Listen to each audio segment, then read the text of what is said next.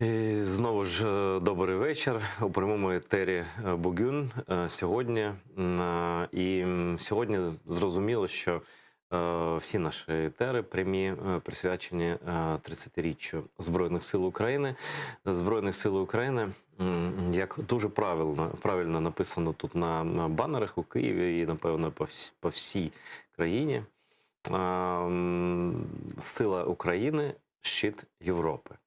І, може, не вся Європа це розуміє, але ми то чітко розуміємо, що це таке. І тим більше розуміють, що таке війна, що таке Збройні сили. Наші сьогоднішні гості, і серед них людини, яку я досі не бачив. Я дуже радий, що Андрій Лагутін сьогодні з нами. Добрий вечір. Пане Андрію. Добрий вечір. Андрій Лагутін – людина унікальна, можете почитати. Я цим зайнявся, так занурився. До речі, ви ж занурення під воду – це ваш фах був. Ну, море – це не фах, це спосіб життя. Угу. І краще моря може бути тільки море. А це такий альпінізм навпаки, так? Да? Ні. Це те, чим я займаюся все життя, це відчуття себе в морі. Тобто це і дайвінг, і фрідайвінг, і, більш за все, підводне полювання, але це відчуття себе в морі. І, по-перше, через це відчуття моря, через це захист моря, через це підводне кіно, через це змагання, через це все. Але море – це велика блакить. Випадково тему можна перевести на Крим, бо, напевно, ви там і працювали. Ну, я в Криму, я не жив в Криву, але я жив Кримом. Бо в перший раз мене батьки привезли в Судак ще десь до 3 моїх років. І з цього моменту Судак – це така моя маленька родина. Батьківщина така маленьке місце, де лежить моє серце. Ну і до того ж і Севастополь, і усе узбережжя Криму – це пройдено, проплавано, пропірнав будь-де. Слухайте, тоді питання таке не про війну поки що. Як, на вашу думку, на думку капітана Немо, можна сказати, так? Яке місце на узбережжі Криму найкрасивіше? Ну, я люблю, більш за все, я люблю Судак. Тобто мис Меганом. Тобто ту точку, де так звана солодка вода. Але не можна відрізняти.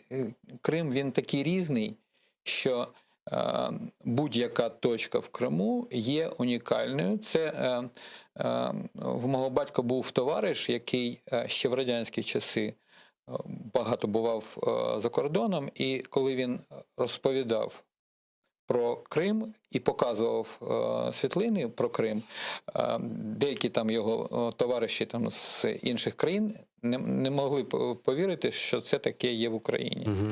Наприклад, той самий водопад Джурджур унікальний. Чуфут-Кале або Мангут-Кале унікальний, хоч це і не про море. Крим – це не тільки море. Це таке, знаєте, Андрій, багато хто каже, ой, Крим – це пахлава медова, це пляж. Який пляж, яка пахлава? Ну це просто общепіт, вибачте. Так. Крим – це багато пам'яток природи, історії. Там перші люди, майже перші люди на землі, Homo sapiens, там жили. Це давно-давно. Там є в печерах є написи, там малюнки, там такі дуже старі, яких, може найстаріші в Україні навіть. Ну, тобто, про печери майже ніхто не знає, крім фахівців. А ще є підводні печери. Були там? Так. Як цікаво. А де це? Підводна печера на Тарханкуті. Є дуже цікава підводна печера, але то не печера, то грот під Ластівчиним гнездом. Дуже красиве місце. Але туди будь-хто не може потрапити? Будь-хто. Ну, у спеціальному спорядженні. Але дуже красиве місце.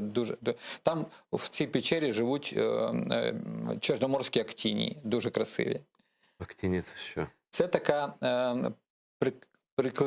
прикреплена така форма, це тварина, прикреплена тварина. Ну, якщо бачили в Червоному морі такі щупальця такі, і між них плавають полосаті рибки Немо, так? То актінія, але з теплих морів. А це такі ж є і в Чорному морі, і вони живуть в Чорному морі. Не, мені так соромно. Це насправді тема, в якій я плаваю просто. Приходьте плавати. Але, на жаль, зараз не можна там. Ну, так, а що робити? Ще будемо там. Ще будемо там. Звільнимо Крим. А що для вас Збройні Сили України? Для мене, ну, я взагалі цивільна людина, і взагалі я, коли пішов до лав ще радянської армії і повернувся звідти, я думав, фу, Боже, помагай, більше я до лав не піду. Ну, зарікалася свиня. І коли почався Майдан, почалось все те неподобство, яке почалось, я зрозуміло стало, що треба йти неньку боронити. Я пішов добровольцем до лав. Спочатку волонтерили, спочатку сподівалися, що, як і обіцяв нам Петро Олексійович, що за 2 тижні все завершиться, не завершилось. І за 2 тижні, тим більше далі. І зрозуміло стало, що треба тренуватися, бо я дуже обізнана людина в той час, в радянський час був на військовій справі. І потім треба було відновити навички. Відновив і пішов добровольцем. Ну, як добровольцем. Мене запросив мій командир. Треба допомагати. Ну що ж, приїхав, він каже, приїдь, допоможи трошки. Приїхав допомогти трошки. Він каже, а ти вже на контракті. Ну і гаразд, я півроку повоюю. І потім піду, бо в мене ж спортивні змагання. Ну, півроку затягнулося на 4,5. Так що, ну таке. Ну, треба, і чую, що треба перепочити, а потім далі. Ваша служба в розвідці, вона була якось хоча б раз пов'язана з водою? Дуже смішно. Було кілька випадків, коли були всі шанси використати мої водяні навички. Можна було сходити і зробити гарну справу, і ці мої гарні навички, вміння працювати в підводному спорядженні, мали змогу бути в нагоді. Де як, не скажу, бо це ще на лінії перетину, але можна було спрацювати. І може дякувати Богові, а може і я шкодую, досі шкодую. А мій командир сказав, що ні, бо ти з ким підеш? Сам. А самому не можна. За уставом, так? Да? Ну, і за уставом, і це розвідка. По-перше, коли ти йдеш у розвідку, ти маєш прорахувати, хто і як, і яким чином буде тебе витягати. Якщо що. Якщо щось. Перше. Це перше завдання розвідника – прорахувати путі відходу. Ну і мене ж ніхто б не витягнув. Ну, тому заборонили. А скільки можете затримати дихання? Ну, так, десь 5 хвилин. Скільки? 5. Ну, в добрій формі. Зараз давно не тренувався, але десь 5 хвилин. Ну, тобто, якщо я займаюся кількома видами підводного спорту, основне – це підводне полювання. Ну, інколи приходиться на полюванні затримувати не так довго, бо 5 хвилинна затримка – це дуже важко. Ну так. Ну... Але от коли на важких змаганнях, там, наприклад, у Греції доводилося, там, або у Хорватії доводилося пірнати на 50 метрів, на 45 метрів, ну там затримка десь близько 3 хвилин. Там же тиск величезний. Але це фахова штука. Тобто це поступово звикаєш до такого, так? Да?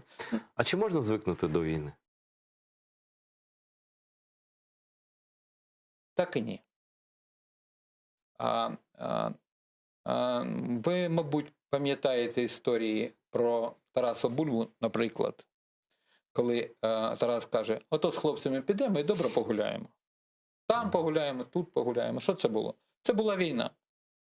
Але козаки ставилися до війни як до певної частини їхнього життя.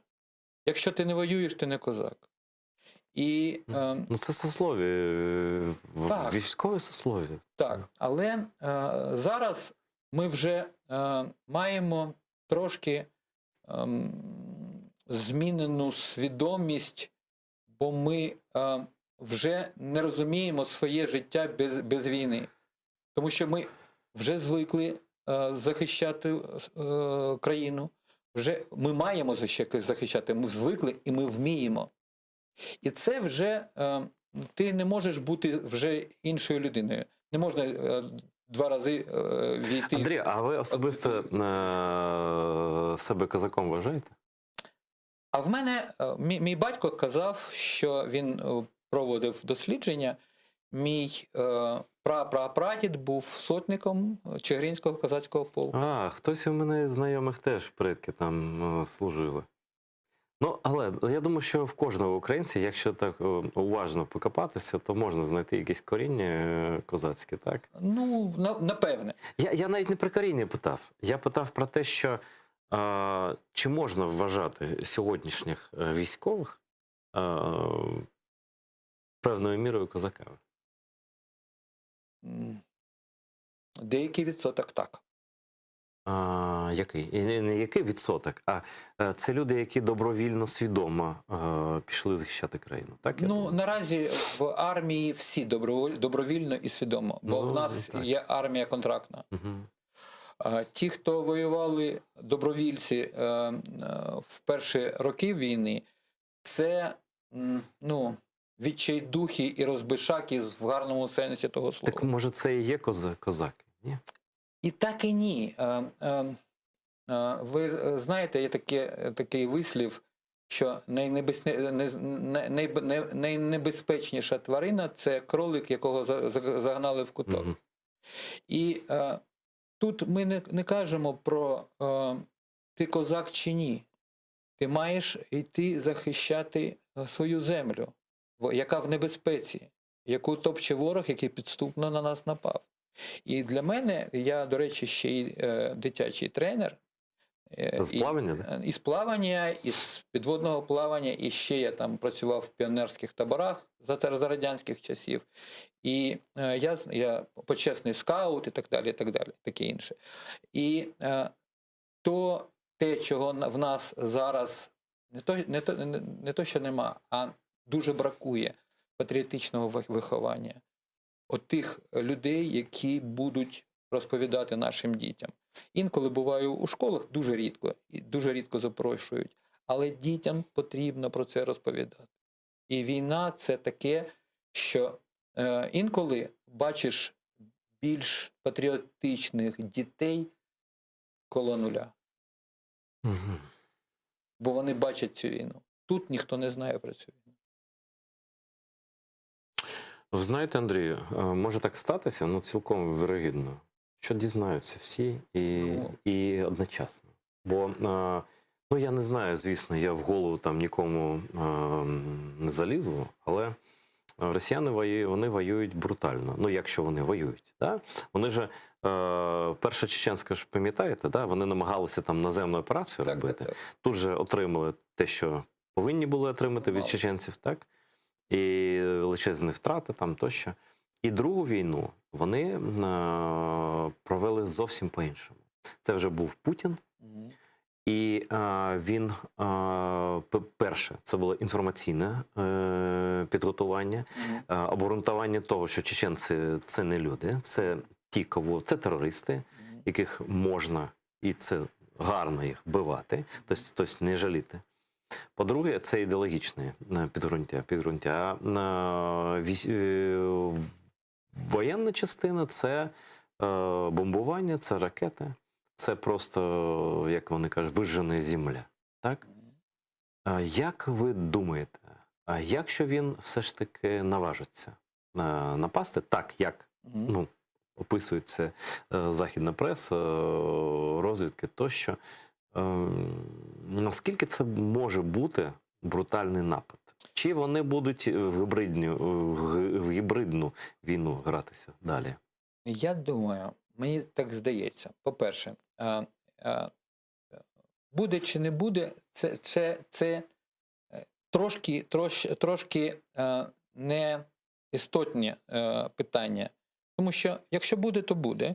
Якщо не буде, не буде. Я трошки повернусь Ну, вам видніше, да, я просто назад. тему задав. Я знайомий з чеченцями, я достатньо багато знаю різних чеченців, і гарних, і поганих. По різні боки, скажімо так. І, по-перше, в мене дуже велика повага до цього народу. Бо вони змалку виховують своїх дітей воїнами. І хлопець не уявляє себе не воїном. Він змалку, з перших своїх кроків, з перших своїх подихів, він вже воїн. Ну, Росія зробила все, щоб таке було. Ні, це було ще задовго до Чеченської війни. Ні, Росія, я маю на увазі захоплення Кавказу. Так, там же війна була найкривавіша. А вже ж. Але ще тоді вони ж були воїнами вже. І, по-перше, я вважаю, що нам треба суттєво змінити відношення до виховання дітей. Ну як? Ось це такі загальні слова. Є практичні якісь ідеї? Ну, практичні ідеї – це табори, це скаутські табори, це якісь, треба той же Пласт. Але це не підтримується ніяк, і я знаю достатньо багато людей, хто робить це, але це все самотужки, і, на жаль, цього мало. Я ще не знаю, я не замислювався, але таку малу річ, як начальна військова підготовка і фізкультура в школах, її потрібно вже робити так, щоб діти відчували, що вони нащадки великого і славетного роду козаків. Це по-перше. По-друге, якщо нападе. Нападе чи не нападе? Є такий письменник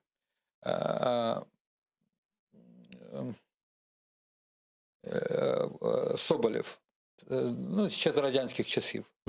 В нього є така книжка «Капітальний ремонт» про імператорський російський флот 914 року.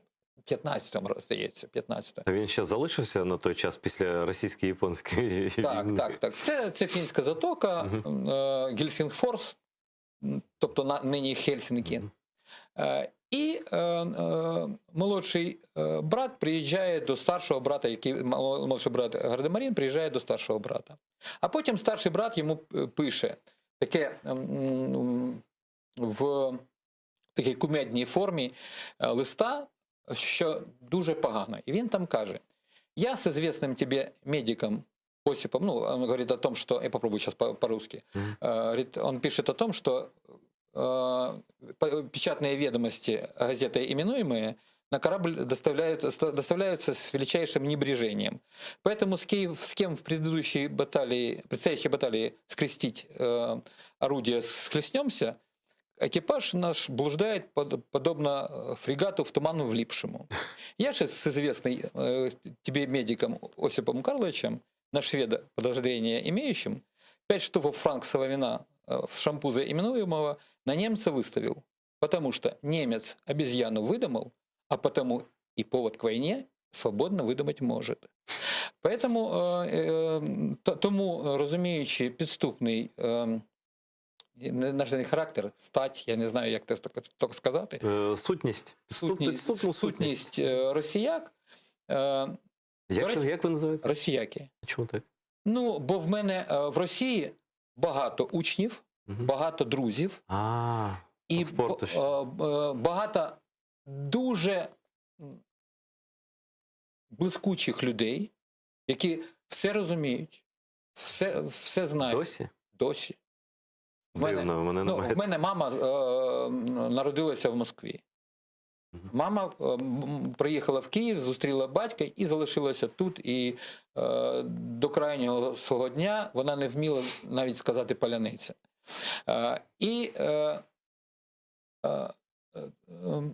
Підступна країна з підступним. Це країна, в якій, мені дуже подобається цей вислів, переміг отрицательний відбір. Тобто жлоби, раби і віртухаї перемогли. Ніхто, за рідкими виключеннями, ніхто не хоче нічого робити. Отнять і поділіть. Ну, це на мій погляд. На це має повністю історичне підґрунтя, бо якщо ми візьмемо будь-яку історію, навіть історію Кримських війн, я згадував, як вони заохочували людей, просто мирних типу людей, з Пензи, там, з Рязані, з Тамбову, воювати кудись, ну просто у Крим. Да? Ну, це ж не зараз літаки, там, потяги, то вони не знали. Вони далі свого села, ну, там, навіть деревні, вони нікуди не ходили. Так. Заохочували дуже просто. Можна пограбувати, можна повбивати безкарно і принести щось собі, а ще й землю захопити, якщо будеш гарно служити. Тобто заохочення дуже просте. Просто ріж, убивай і гроші отримуй. Що було після? А після вони завезли тих людей, вони зиму рік-два перезимували, пережили в Криму. І що вони почали робити? Вони почали вирубувати виноградники і саджати картоплю. А картопля не росте, а про виноград вони нічого не знали. І почали гинути. І тоді людей стали звозити з України. А це ж ви маєте на увазі вже після геноциду кримських татар? Так, звісно.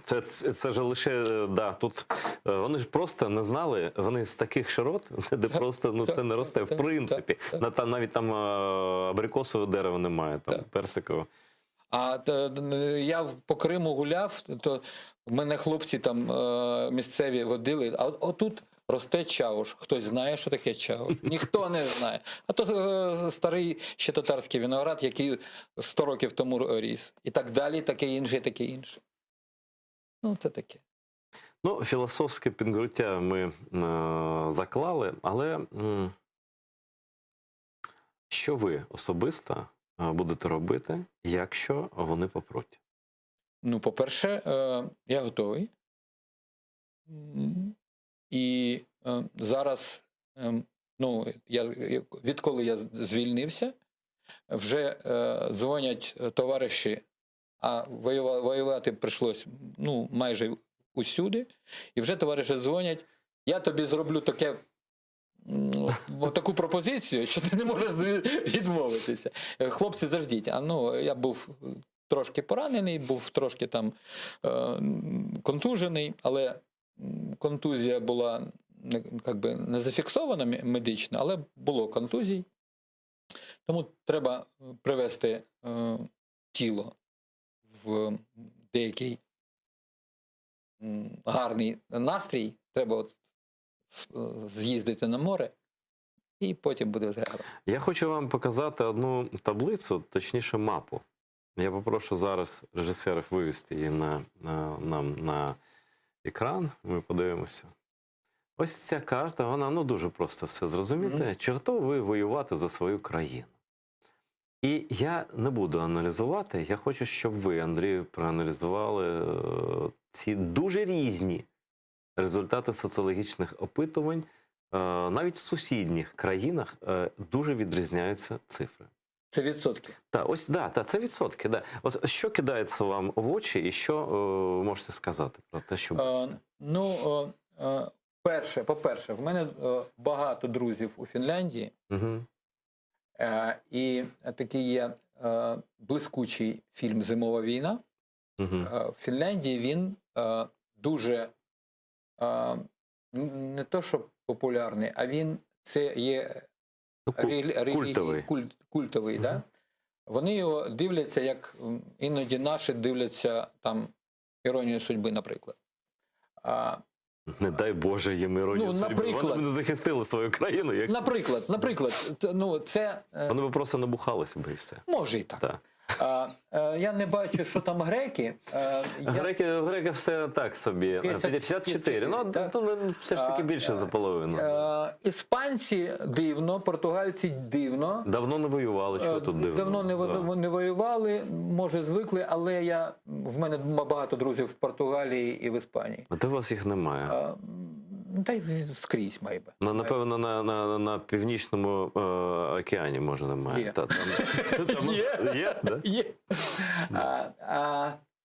Щось не бачу норвежців. Бачимо. Ні, в них 1% зі шведами, 55%. Дуже задоволений турками. Так. Поважаю. Болгари дуже розслаблені. Румуни, щось... Не до кінця зрозуміли щось. Італійці, як італійці. Ось Німеччина рекорди, майже рекорди б'є. Німеччина, я би сказав, вона ще не оговталася від покаяння. Тобто вони звикли каятися. Вони настільки потужно покаялися після Другої світової, що вони, мені так здається... Що почали любити агресорів у всіх поспіль. Ні. Вони ще пригноблені своїм каяттям. Є така версія, я не дуже з нею погоджуюся. Я думаю, що в них підсвідомо щось сидить ще... це інша тема. Мало. 18. Гірше за них лише голландці. Для мене дивні прибалтійці. Тут просто немає, тут по Латвії я погоджуюсь, бо там половина населення російськомовна, майже половина населення. В Латвії найгірша ситуація. Вони вважають свою батьківщину Росією. Просто паспорт в них не громадянин, але ж латвійський. В мене був боєць Артур Безсмертний, світла йому пам'ять. Я чув про нього. Це була людина, воїн, який мав дуже великі військові здібності. І цей хлопець, з яким я ходив у найзапекліші розвідки. І він дуже гарна людина. І він приїхав із Латвії, він був латиш. Там є різні, там є старовіри, які там жили завжди. І є населення, яке туди, як у Крим. Його батько був українець. Тоді все, то так би сказав. А мама з Латвії. Все зрозумів. І він приїхав сюди воювати за Україну. Ні, я ж не про я про тих людей, які живуть у Латвії, вважають себе частиною руського міра, як вони кажуть. Да? Це все, до речі, покажіть ще раз. Там немає цифр по Литві, але я чув, що в них багато, десь як в нас приблизно, 62%. Росію ми не беремо, просто тут... До речі, литовці нам дуже допомагали. Я знаю, в мене була знайома, яка була з литовської діаспори, і вона переймалася допомогою. То вони стільки роблять? Це було дуже потужно. Дуже потужно. Ні, литовці, знаєте, там у них час від часу проходять якісь там телемарафони, і вони можуть на сотні тисяч євро зібрати. Це маленька Литва. І в нас, я не знаю, чи можна так зібрати. Просто за декілька годин, марафону, для української армії збирали 150-300 тисяч євро. Тобто просто так. Тобто люди просто, які дивляться телебачення, і вони насилають свої там смс чи як ще. Вони воювали, вони знають, що це таке, вони росіян знають добре. А в принципі, я так дивлюся на цю карту і думаю, ось Голландія, 15% хочуть чинити спротив. Ось, будь ласка, Німеччина, 18% хочуть чинити спротив. Може Путіну відразу туди? Може відразу там і нагодують, і пиво піднесуть? Мені здається, що тут, як сказати, на Путіна не чекає нічого доброго в Україні. Перше, Європа не розуміє, на мій погляд, що це таке воно є. Сучасна Росія. Так. Мгм. Хотя, в общем-то, ну, помните песню Высоцкого «В общественном парижском туалете» есть надписи на русском языке. Це багато про що каже. Це їх останнє знання про Росію, напевно, багатьох. Ну, да? оближте, але ж купа росіяк живе, Так. втекла з Росії і живе там. І гадить. Гадить, за звичкою гадить. Хтось асимілювався, хтось не дуже, але він залишається, пристосовується. Але є воно, відчуття є. Ну, туристи – це там бидлота російська, Тагіл і таке інше. Я бачив. Це російська висока культура. Ви давайте тут русофобією не займайтеся. Да. Так, я не русофобію, але бридко. Але бридко. Тобто, ну, були там кумедні ситуації. 16-й рік, Угу. Греція, остров Сірос. Йде величезна яхта червоного кольору з надписом «Москва».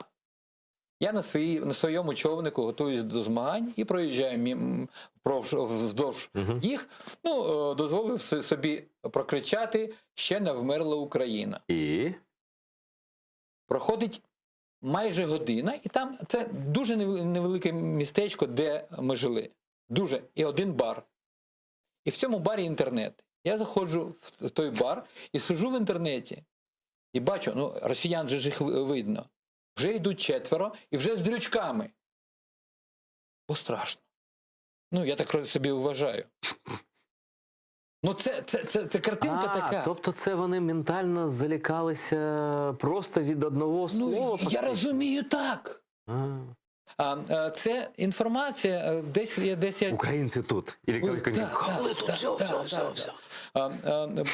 Було дуже смішно, коли з хлопцями з Азову поїхали ще в 15-му році трошки відпочити в Шарм-ель-Шейх. О, цікаво. Вдягли футболки з надписом «Азов».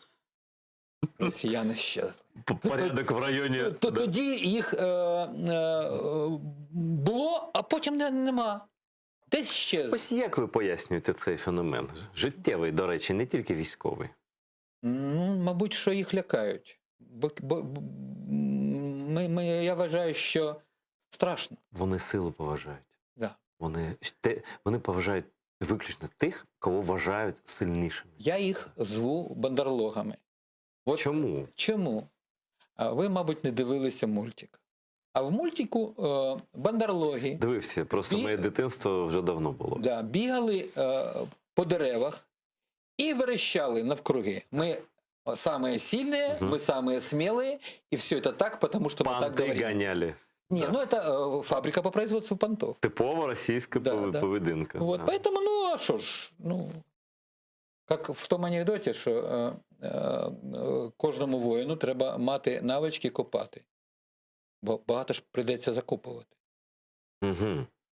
Тобто ви вважаєте, що не дивлячись на всі їхні, так скажемо, понти, насправді вони не дуже хочуть воювати і не дуже налаштовані на те, щоб якийсь там героїзм проявляти. Ну, просто я з вашого досвіду. З мого досвіду. Да.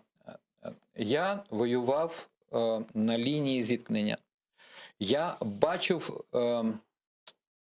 дуже героїчні вчинки з того боку. Дуже героїчні. Коли люди під щільним вогнем нашим витягували своїх поранених, чинили спротив, вели себе досить мужньо. І я цій людині, яка там себе так вела, я аплодував. Бо я бачив реального воїна, який вів себе як воїн. І я з повагою до нього ставлюся. Він ворог, але... Ворога треба поважати. Він достойний поваги. Я про це і кажу, так. Да. Не поваги як людина, а як воїна. Ми не маємо їх поважати геть, бо вони агресори. Вони вже згубили свою повагу, бо вони агресори. Ну, а який сенс ви вкладаєте в слово Але поважати? повага – це воїн.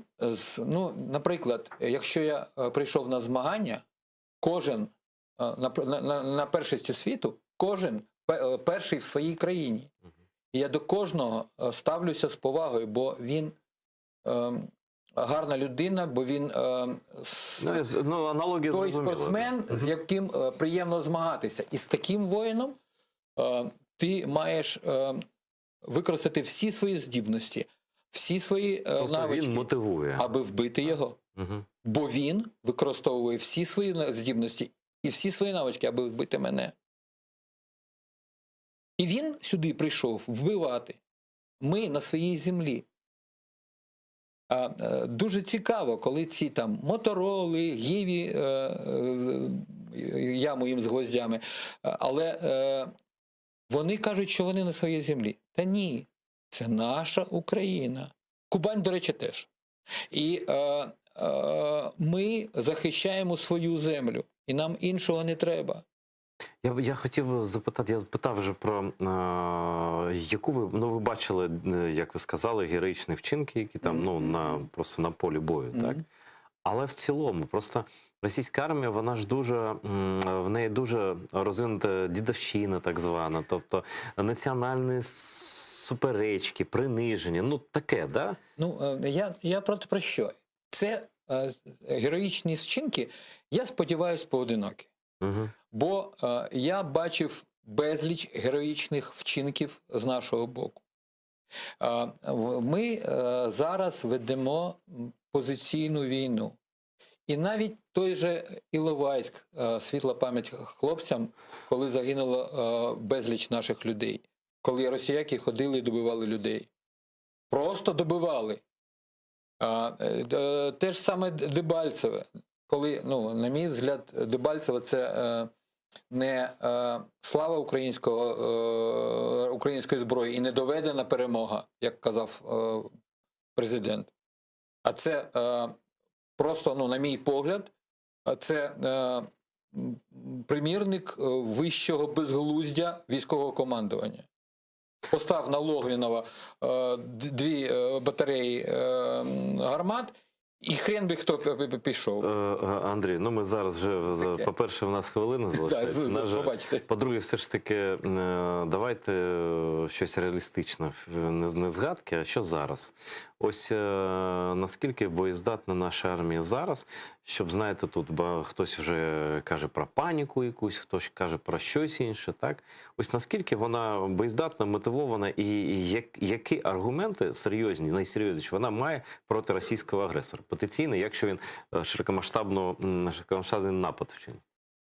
Ви знаєте, я не знаю, як вся армія взагалі, але я певен, що будь-який хлопець у формі, навіть заробітчани, а це не є секретом, що такі є.